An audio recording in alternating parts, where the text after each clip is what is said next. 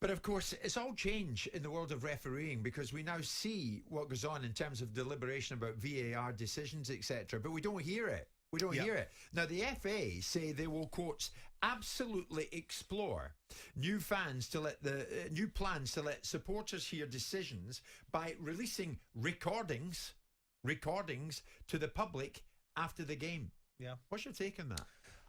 I'm very much in the camp, despite you parodying me and ridiculing me and taking me out of context, that referees should speak after games. Not do press conferences, but to do interviews after the game, because I think it's become such a fundamental part of the game. Yeah. And referees have become under so much pressure that they should have a voice.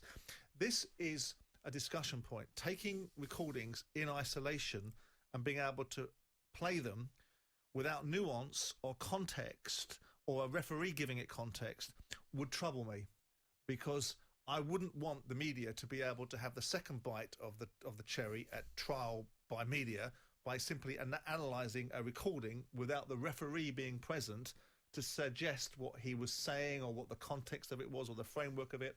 So I am absolutely in the camp that, whether we like it or not, the age-old mantra of "we don't come see you, mate, we come see the stars," referees are such a fundamental part of the game now because of the use of technology and the way that technology is being utilised or not being utilised properly, that I do think any directional change that enables better communication of what's becoming an overcomplicated set of circumstances is the right call. It's the right call. But so it's a step in the right direction. Yeah, I do. I think it's a step in the right direction. But Absolutely. I don't think it goes far enough. I mean, that's my point. I don't think we want to hear recordings that are released after matches, because those recordings can be edited. Why is it we got to hear them in real time, like they do in rugby, like they do in cricket? Possibly. Then it's believable. Well, I think everything in bite-sized chunks, don't you? I think ultimately, to get to a stage where everything is beyond scrutiny and has integrity and has authenticity and has reliability, you've got to make a mistake, learn from it, pivot, redirect. Right? Yeah. If you give the media, and I'm sorry to keep using the term the media, but if you give the waiting world through the media everything they want at one particular go, right, then you leave nothing left to be had. Right, so you've got to build up a relationship with, here's information, here's how we dissect it, here's how we utilise it, here's what it looks like. Next stage, okay, well, we can do better than that. We've now seen recordings of how referees interact. We've now seen how that works. Referees have learnt that they're going to be listened to by the fans. They've adapted their shtick and their pitch to make sure they don't say something silly, or they've adapted to the new circumstances. Move on to the next level, which is live communication. Then move on to the next level, which is referee scrutiny, and then you build it at such a point so people can become acclimatised to it. So and adapt what to do you it. think the order of this is, Simon? Then play the recordings after the match. Next step. No, I think real time. No, I think the first step is to be able to have referees have media training and come out and be able to speak to decisions after a game. I think players are asked questions, managers are asked questions, pundits are asked questions. Why can't referees come out after games and be able to speak to the? I think that's the ultimate. That's what we're looking for all the way down possibly. the line.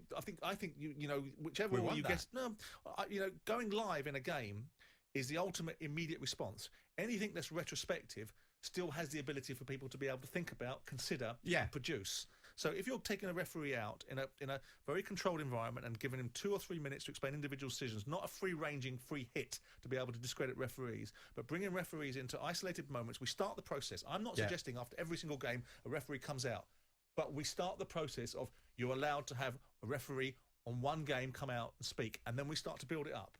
Right. And then you build up the confidence, the understanding of it, and then you build up the outcome. Let's put it out there. What do we need to happen now? Because this is significant in itself that the FA is saying they will, quotes, absolutely explore new plans to let fans hear decisions by releasing recordings to the public after the game. Is that a step in the right direction? For me, I would want to hear the audio, make it available, but make it available in real time, like they do in rugby and cricket, so that there and then we can hear how they got to a certain decision in the midst of the match. What Simon's suggesting is, no, go the full way.